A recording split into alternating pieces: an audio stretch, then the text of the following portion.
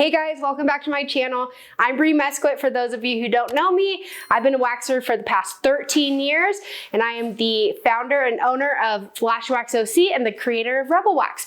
So today I have a pretty cool demo for you, something new. We're doing a men's shoulder wax. So I just finished up his back. Now we're doing shoulder, which is a very common upsell for you guys when you do men's back services. So let me show you first the area that we're gonna be working with. Okay, so we just completed his back wax. Now we're just gonna tie everything in. So you can see his chest hair where it starts. So we don't wanna get into the chest area at all. We actually wanna kind of create like somewhat of a fade and a blend, which I will show you how I do that using wax. Basically what I'm gonna do is in this area right here where we want the hair to kind of blend into his arm hair and then blend into the chest. The chest we can do a little bit more of a hard stop, but here on the arm we really wanna make it blend. So I do a superficial strip, so I actually use the improper technique of buttering in this area. So when I go to remove, it's only going to be removing maybe about 50% of this hair so that we kind of have that nice transition. To start, we're going to pre-cleanse. So I'm using Clean Sweep by Relax and Wax. You guys have heard me mention this product plenty of times. It's my absolute favorite cleanser.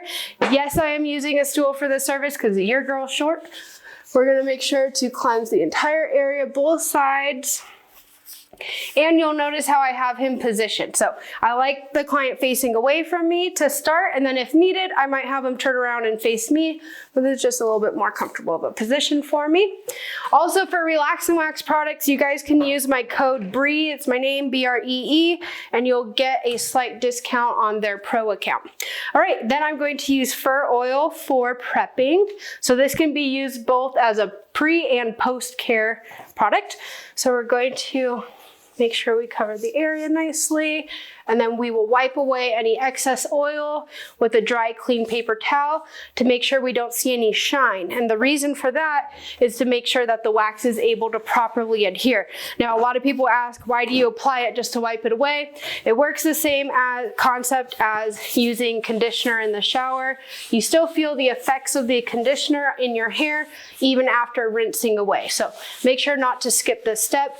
It makes it easier for everyone, your client included, and it just gives you the best possible results. All right, so let's go ahead and look and come up with the plan first of where we're going to be laying our strips before we just get started. So first, I'm going to kind of clean up the top here, and then we'll work down onto the arm, and then I most likely will be walking to the other side of the treatment table or have him face me to get this front part of the shoulder. All right, we're going to be using small basic method. Make sure to stir your pot so you have nice usable wax there. So you always want to follow the 3-second rule. This is how you know if your wax is at the right temperature. So you get the wax on your stick, 1, 2, 3. When the wax separates from the stick at the 3 count like that, that's when it's at the perfect usable temperature. So this is the most commonly asked question I get is what temperature should I have my wax?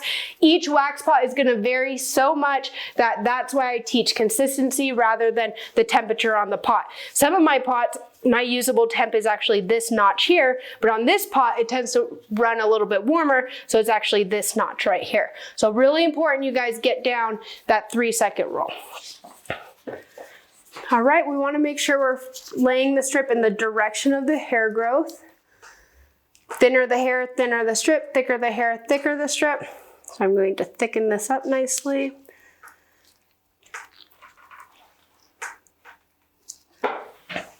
All right, get a little grip here. And we want to make sure we're adjusting as we come around the shoulder. Okay, that came out super easy.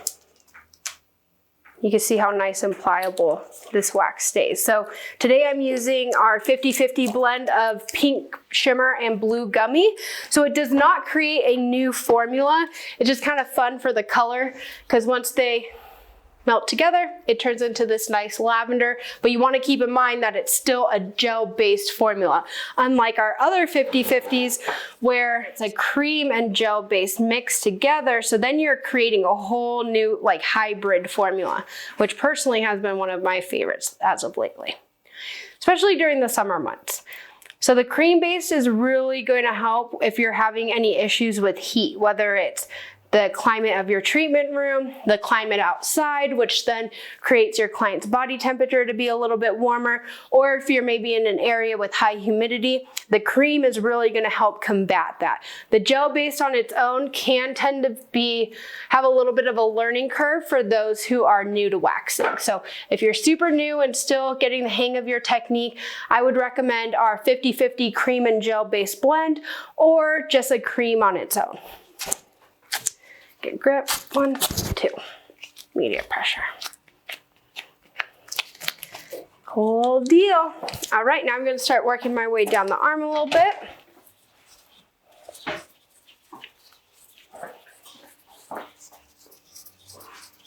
So again, we wanna make sure we're laying our strip in the direction of the hair growth. And as you're coming around the curve of the shoulder, you're staying on your edge. Lots of pressure too, you're not gonna hurt your client. If at some point you're not breaking sticks, you're not using enough pressure. All right, I'm gonna do the same thing on the other side.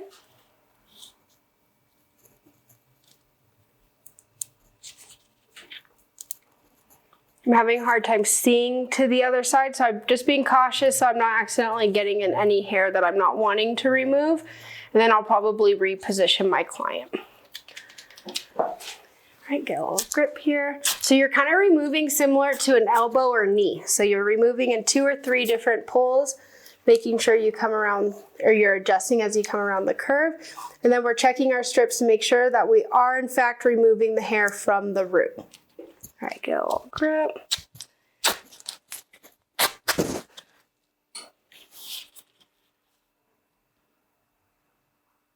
Hey there, I hope you're enjoying this episode so far. For those of you who are already using and loving Rebel Wax in your treatment room, I wanted to provide you with the opportunity to save an additional 10% on top of the 10% we already give for our subscribe and save customers. If you would like to never worry about inventory issues again, then head to our website, lashandwaxoc.com. Use the code THERebelShow, all one word, to save an additional 10% off for a total of 20% off your first subscribe and save. Now back to the show. All right, so I'm gonna work my way down the arm a bit. So the hair is growing upwards, so I'm gonna be laying this strip in an upwards motion. So I'm going to use a little bit less pressure at the bottom here because we want to create that fade, and then more pressure as we come up. Less pressure, more pressure, less, more, and then we'll just thicken that up. So this is kind of a fun, fancy way to do a little bit of a fade and blend using wax. I'm gonna go a little bit softer here, and then more pressure, less, more, less, more. I'll kind of thicken this up. You'll notice I'm not thickening it up at the bottom there, or else we will grab more hair. All right, get a little grip.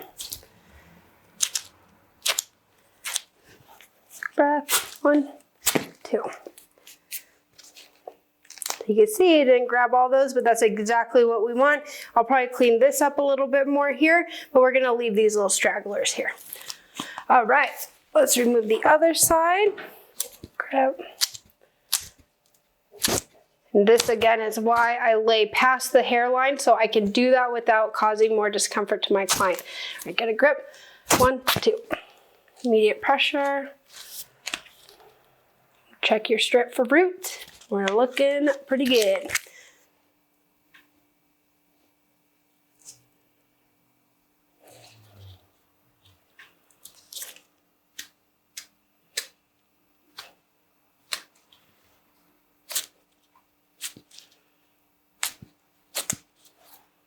I really like to remove those cleanup strips when it's super, super tacky.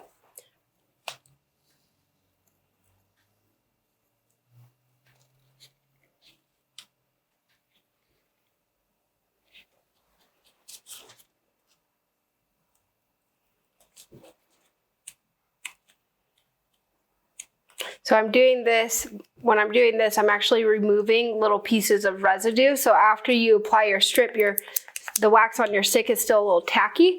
So I never want to be standing around not doing anything. So if I'm not laying a strip or removing it, then I'll make sure to be cleaning up any residue. Just makes the service so much quicker than leaving all of that to the very end. It can be a little overwhelming, especially when you're first starting. You're already overwhelmed. You're trying to keep all the things in mind, your patterns, pressure, being on your edge. And then when you're finally done with the service, you have all this residue to clean up. It can just really feel like the service takes forever. So make sure you're doing that as you're going and you're always utilizing your time wisely. So now I reposition my client to be facing me so that I can really clean up all this area and have a good visual, and then bring the strip down on the front here, and then we'll be done. So you guys can choose to use small basic or painter tool method, so whatever's more comfortable. So this is what small basic looks like, and then this is what painter tool looks like. So you guys can choose. If you haven't yet seen that video lesson, then make sure to sign up for my free 6-week course. Within week 1, you will see everything you need to know in order to perfect your technique, including the 6 different types of strips that every waxer needs to know. All right, same thing other side. So this, if you guys watched my full back demo, I was talking about working in the direction that the tip of your stick is pointing. So this is a perfect example of that. So I'm starting down here, so I'm working my way up because I'm right-handed. If we work the other way, I showed an example in the full back where it creates that seam, and then removal can be an absolute nightmare. So just keep that in mind. All right, get a little grip here. Want to make sure to be pulling parallel. And immediate pressure. A little grip here. Immediate pressure. You can also use your strip that you just removed to kind of pick up any residue. This right here could have been like a little ingrown or a little pimple. So we'll just let it do its thing. If it continues to bleed a little bit, then we'll just put a little serum right over the top, and that will stop it. So you always want to make sure to have no trauma mama in your treatment room. This is what I like to put on something like that, or even if you accidentally lift a client's skin. And then also you can have CCC antibiotic ointment, and that's going to be really, really great for someone who you accidentally burn or like majorly lift their skin. So just keep in mind to have those things on hand in case of emergency. All right, I'm just going to touch up this little area to make sure everything ties in nicely. I'm going to stay on that shoulder and do the front of the arm here. So again, less pressure here, more as we go up, a little bit less. We're just kind of creating that nice transition.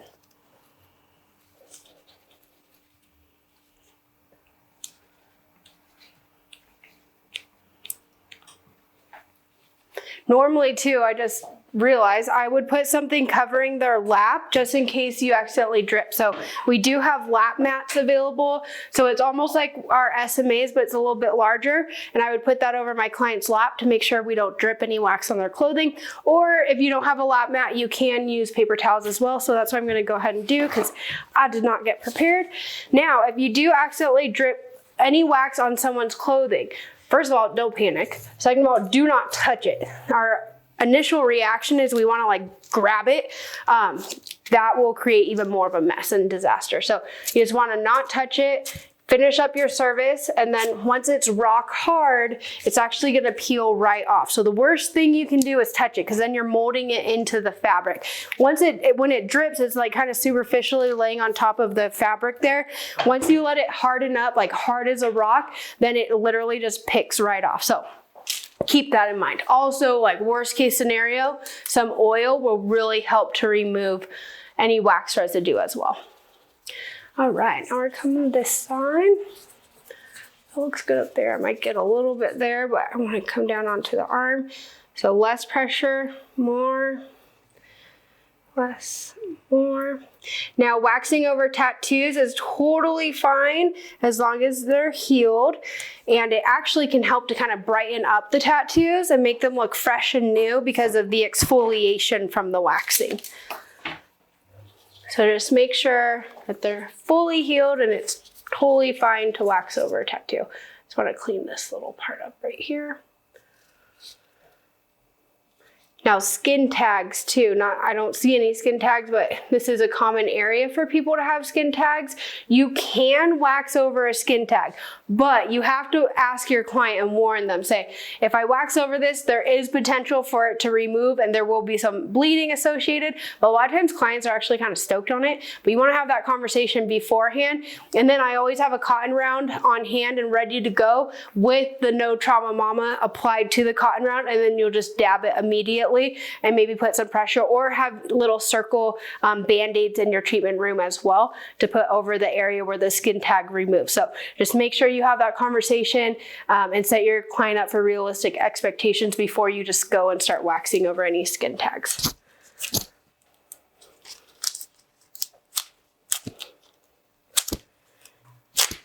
Okay, so if your wax breaks, what that tells me is, first of all, I let the wax sit way too long, or I didn't do thick enough of a strip. So you have a couple different options. We can just lay more wax directly over that. You can go ahead and try to remove it. We just don't want to pick and be doing that, or else you're actually pulling on the little hairs and it's really uncomfortable for the client. Or you can remove the strip in the opposite direction.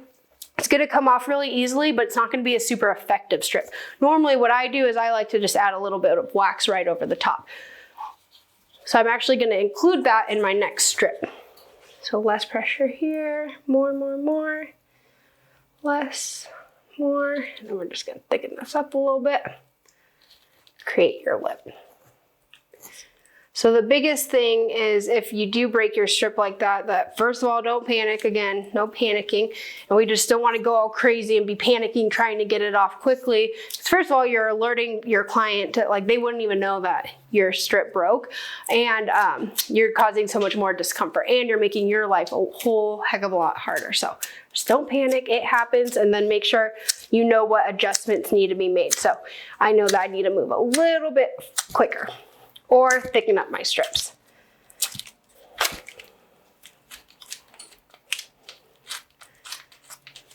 All right, then we'll just make sure everything looks good. Everything's nice and even. Get any residue off. All right, everything look good? Feel good? Yeah. All right, so to end the service, I am actually going to use a little fur oil this time. Just gonna put a little dab there. Now remember, when you're applying product with gloved hands, your skin isn't absorbing any of it, so a little bit really goes a long ways. And just focus that on the area that was waxed, and you are good to go. All right, guys, thank you so much for watching. I hope you found this helpful. If you did, I would love if you could share it with a friend. Make sure to turn on notifications, subscribe, and we'll see you back again next week.